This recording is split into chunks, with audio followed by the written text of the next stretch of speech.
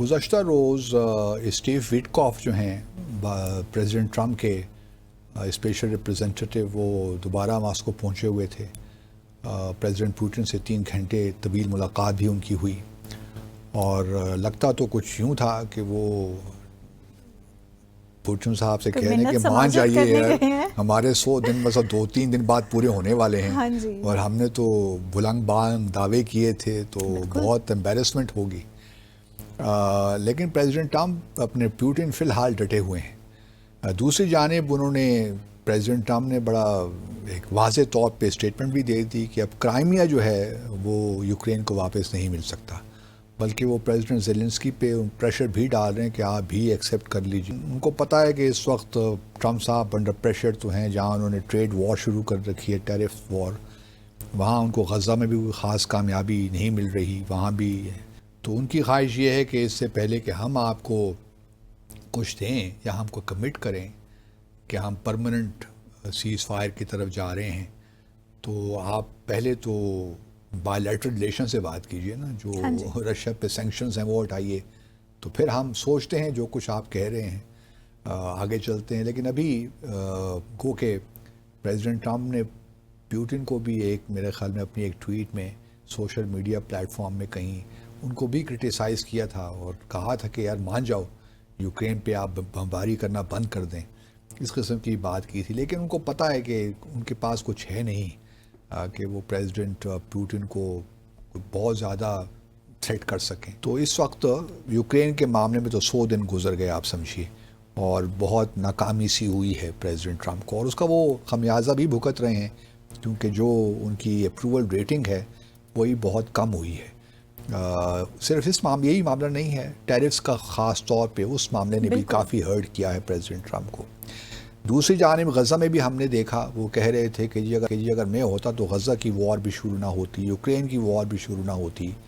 لیکن غزہ کے بارے میں انہوں نے یہی کہا تھا کہ جلد ہو جائے گا، لیکن وہاں بھی ہمیں سیز فائر نظر نہیں آ رہی. ایک سیز فائر کچھ عرصے کے لیے 6 ہفتوں کے لیے چلی تھی، لیکن پھر دوسرے فیز پہ ہم نہیں جا سکے. اور ابھی تو انہوں نے لگتا یہی ہے کہ اسرائیل کو کھلی چھٹی دے رکھی ہے کہ جو آپ چاہتے ہیں کیجئے، کیونکہ وہاں انہوں نے ریئلائز کر لیا ہے کہ جو بن نتنیاہو ہے، سیٹن یاہو ہیں، وہ ان کے ہاتھ میں آنے والے نہیں ہیں. لیکن حماس فی الحال ڈٹے ہوئے ہیں وہ لوگ بھی.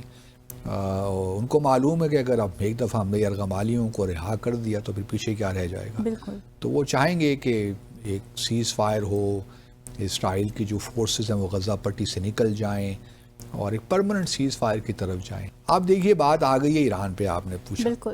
ایران کا جہاں تک تعلق ہے، بہت سے لوگوں کا یہ خیال تھا کہ ایران کی چونکہ عسکری قوت میں کافی کمی ہوئی ہے، خاص طور پہ اس کا جو S-300 ایئر ڈیفنس سسٹم ہے وہ ناکارہ ہو گیا یا اس طرح افیکٹو نہیں رہا. تو ایران کے لیے اب بہتر راستہ یہی ہے کہ جی یہ ڈیل کر لے. لیکن ایران بھی فی الحال ٹف ٹائم دے رہا ہے. اس وقت معاملات 2 چیزوں پہ آ کر رکے ہوئے ہیں. USA انسسٹ کر رہا ہے کہ ایران اپنا پیسفل جو ہے نیوکلیر پروگرام بھی ختم کرے، یعنی کہ وہ انرچمنٹ بھی نہ کرے.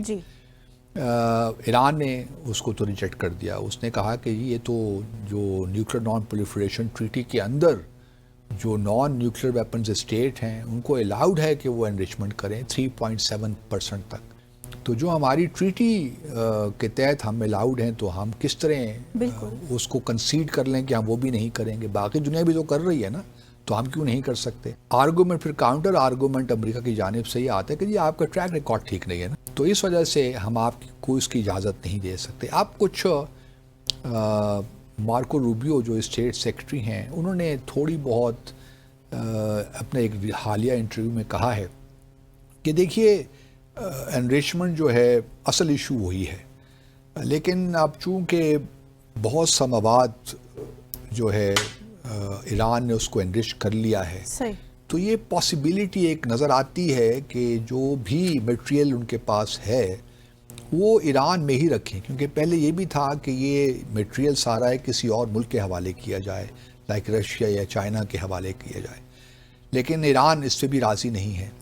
اب یہ ایک تجویز ہے جو کہ اس وقت مسقط میں ڈسکشن ہو رہی ہے کہ کیا اس مواد کو ہم رکھ سکتے ہیں ایران پہ سیلڈ، اور اس پہ یہ ہے کہ IAEA اس کی باقاعدہ مانیٹرنگ کرے اور چیک کرتا رہے ہر کچھ عرصے کے بعد کہ بھئی وہ جو سیلڈ ہی پڑا ہوا ہے اس کو وہ اور کہیں ٹرانسفر نہیں ہوا، کسی اور پرپس کے لیے وہ استعمال نہیں ہوگا، سینکشنز ہٹ جائیں. سینکشنز ایک بہت بڑا ایشو ہے. ایران کی حکومت یہ بھی جو مذاکراتی ٹیم ہے وہ یہ بھی کہہ رہے ہیں کہ جی سینکشنز تو آپ کو لفٹ کرنا پڑیں گی. اگر ہم ایک طرف آپ کی شرائط کو مان رہے ہیں تو پھر سینکشنز بھی لفٹ کر سکتا ہے کہ نیوکلیئر شاید ایران پہ کچھ نہ کچھ ایگریمنٹ ہو جائے. یوکرین اور غزہ ذرا مشکل ہوا تو 100 دن کے بعد 100 دن کے بعد ہی ہوگا. پچھلے 2-3 دنوں سے بھارت کا میڈیا میں ڈیفینیٹلی میرا اشارہ اسی طرف تھا نا، تو وہ بار بار یہی ہمیں بتا رہے ہیں، کہہ یہ رہے ہیں کہ جی ہمارے پاس اتنے جنگی طیارے ہیں، پاکستان غریب دیوالیہ ملک، اس کے پاس اتنے ہیں، ہمارے پاس اتنے میزائلز ہیں اور پاکستان کے پاس اتنے تھوڑے سے میزائلز بیچارہ ہیں. پاکستان کی فوج 6-7 لاکھ، ہمارے 15 لاکھ بالکل ہیں. اور موازنہ کیا ہے، ہمارے پاس پیرا جو فورسز ہیں وہ کہاں سے ہے، 25 لاکھ، پاکستان کے پاس 6 لاکھ. پاکستان کے پاس 50 بمشکل 50 وار شپس ہیں، نیول وار شپس، ہماری تو 300 کے قریب ہیں. تو ہمارے پاس ڈرونز ہیں، ہمارے پاس ہیلی کاپٹرز بے شمار ہیں.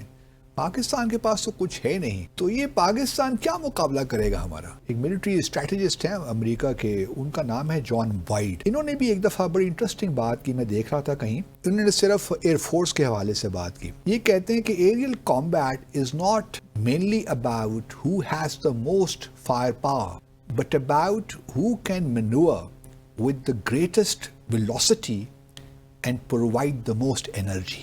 اب بھارت کو یہ گمان تو ہے، خوش فہمی ہے کہ چونکہ ہمارے پاس بہت زیادہ، ہماری جو عسکری قوت ہے پاکستان سے بہت زیادہ ہے، تو پاکستان ہمارا کیا مقابلہ کرے گا. تو میں بھارت کو صرف ہی عرض کرنا چاہتا ہوں کہ اگر جنگیں صرف اور صرف عسکریت کی بنیاد پہ جیتی جا سکتی تو پھر امریکہ ویتنام میں ہار نہ جاتا، افغانستان سے نہ نکلتا امبیرسڈ ہو کر. اگر آپ کے پاس کوانٹیٹیولی چیزیں بہت زیادہ ہیں، اسلحہ بہت زیادہ ہے، تو اس کا یہ ہرگز مطلب نہیں ہے کہ آپ کی کامیابی یقینی ہے. بلکہ جو پاکستان میں اس وقت جذبہ ہے اور جو کشمیریوں کا جذبہ ہے، کیونکہ کشمیری تو اگر ایک دفعہ جنگ ہو گئی تو آئی کین ایشور یو کہ مقبوضہ جموں اور کشمیر کے اندر سے بھی یہ بازیں اٹھیں گی.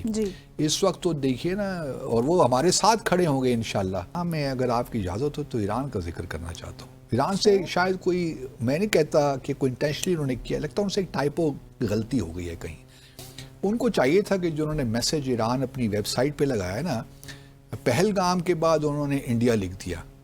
یہ نہیں کرنا چاہیے تھا. پہلگام انڈیا کا حصہ نہیں ہے، یہ نیکسٹ ہے، جموں اور کشمیر کا حصہ ہے، وہ لکھنا چاہیے تھا. اگر آپ باقی اسٹیٹمنٹس پڑھیں نا دنیا، تو میرے خیال میں کوئی ٹائپو ہوا ہے، کوئی ارادتاً یہ نہیں کیا انہوں نے. تو پریزیڈنٹ ٹرمپ ہے نا جی، وہ تھک چکے ہیں نا، تھک بھی چکے ہیں. مطلب ایک نیا تنازع وہ اپنے کندھوں پہ اس کا بوجھ نہیں اٹھانا چاہتے. وہ کہتے ہیں جو کرنا خود ہی کریں آپ، مجھے انوالو نہ کریں. کہ اس وقت پاکستان کے ہاتھ بندھے ہوئے ہیں، ان دا سینس کہ ہم خود کچھ چیز انیشیٹ نہیں کر سکتے اس وقت انفارچونیٹلی. کیونکہ پہلے تو ہم نے ایک سیز فائر ایگریمنٹ بھی بڑی نادانی میں کیا 2021 میں، فروری 2000، وہ ہمیں نہیں کرنا چاہیے تھا. اور ابھی بھی ہماری پوزیشن یہ ہے کہ ہم الجھنا نہیں چاہتے بھارت کے ساتھ. اگر بھارت کچھ کرے گا، کارروائی لے گا، جو کہ میری کچھ چیزیں میں دیکھ رہا ہوں، ایک تو کروز میزائلز کا استعمال ہو سکتا ہے، کیونکہ وہ ہمارے ریڈار کو، کیونکہ کروز میزائل ذرا زمین کے ساتھ اڑتا ہے اور اس کو وہ ریڈارز کو بچانے کے لیے، وہ ریڈار کے لیے ڈیٹیکٹ کرنا مشکل ہوتا ہے کروز میزائل کو، تو وہ اس کا استعمال کر سکتے ہیں. اور برہموس میں اچھا ہائپر سونک کروز میزائل ہے، تو انہوں نے ڈیولپ کیا، اس کا استعمال کہیں نہ کہیں ہو سکتا ہے. پھر ایک اور بھی بات یاد رہے کہ ان کا دیکھیے ٹارگٹ جو ہے نا، انڈیویجول ٹارگٹس بھی رکھے ہوئے انہوں نے. وہ کہ سو شیخ حافظ سعید ہوں گے یا عبد الرحمن لکھوی ہوں یا ساجد، یہ سارے لوگ جیل میں ہیں، لیکن ہمیں ان کی جو ہے سیکیورٹی کا صحیح بندوبست کرنا ہے. انڈس واٹر ٹریٹی بالکل واضح طور پہ آرٹیکل 12(4) میں لکھا ہوا ہے کہ یہ ٹریٹی نہ سسپینڈ ہو سکتی ہے نہ اس کا، لیکن بہرحال اب یہ ہے کہ سسپینڈ تو انہوں نے کر دی. اب ہمارے پہ امیجیٹ تو اس کا، جس ہم نے کل بھی ڈسکس کیا، امپلیکیشن نہیں ہے. کہ کچھ نہ کچھ بہرحال اب اقدامات لے گا. وہ اقدامات جب لے گا تو پھر ہم بھی کچھ سوچیں گے اس کے بارے میں. پھر ہمارے ہاتھ تو بندے نہیں ہوں گے نا, پھر ہمارے ہاتھ بھی کھل جائیں گے. وہ سیز فائر ایگریمنٹ ہوا تھا جس کا ہم نے شاید ذکر کیا ہے کہ وہ بھی نہیں ہونا چاہیے تھا. تو لیکن یہ ہے کہ جب بھارت کچھ کرے گا تو پھر ہم اس کا جواب دیں گے. اگر ہمارا پانی رکا, جیسے ہمارے پرائم منسٹر نے بھی آج کہا کہ اگر پانی رکا تو پھر اس کا ہم حساب لیں گے. اچھا, اب ایک اور معاملہ ایئر اسپیس کا ہے. ایئر اسپیس بڑا سیریس معاملہ ہے. اس میں ہم نے کل بھی ڈسکس کیا تھا کہ بہت نقصان ہونے والا ہے بھارت کا, اور بلکہ ان کے وائس پریزیڈنٹ کہیں باہر وزٹ پہ گئے ہوئے تھے, وہ آئٹنری تبدیل کرنی پڑی ان کو, کافی ڈیلے, کوئی کتنے گھنٹوں کا پتہ نہیں ہے. پاکستان نے اجازت نہیں دی کہ آپ واپس ہمارے روٹ استعمال کر کے. ٹھیک کیا, ہم نے بھی ڈٹ گئے. میں تو یہی امید کرتا ہوں کہ جب پرائم منسٹر بھارت کے مودی صاحب اور پریزیڈنٹ جو بھی جائیں گے نا, وہ اب ان کو بھی اجازت نہ دیں گے. ان کے لیے بھی کوئی ایکسیپشن نہیں ہوگی. لاسٹ ٹائم ہم نے ایکسیپشن کر دی تھی نا, اب ایکسیپشن ان کے لیے بھی نہیں کرنی ہے. کیونکہ اصل تو بیان ہم سن ہی رہے ہیں نا, کیونکہ مودی صاحب بھی تو مین پرابلم ہے. تو ان کو اگر ہم الاؤ کر دیں گے تو پیچھے رہ کیا جاتا ہے. پھر تو عام لوگوں کو کیا, عام لوگوں کو بھی خوار کرنے کی کیا ضرورت ہے. اصل تو مسئلہ ان لوگوں کا ہے کہ ان کو بھی تھوڑا سا پرابلم ہو, 3-4 گھنٹے کی جو فلائٹس ہیں زیادہ لینی پڑیں اور پھر اسٹاپ اوور کرنا پڑے. تو یہ اچھا, اب ایک پروپوزل جو بھارت میں آ رہی ہے نا, بڑی انٹرسٹنگ ہے کہ جی پاکستان نے تو آپ کی پابندیاں لگا دی. اب آپ یہ کریں کہ بھارت کو یہ چاہیے کہ وہ دنیا بھر کی ایئر لائن سے یہ کہہ دے کہ اگر وہ پاکستان کی ایئر اسپیس کر کے بھارت آئیں گے یا ادھر سے جائیں گے تو پھر ہم آپ کو اجازت نہیں دیں گے.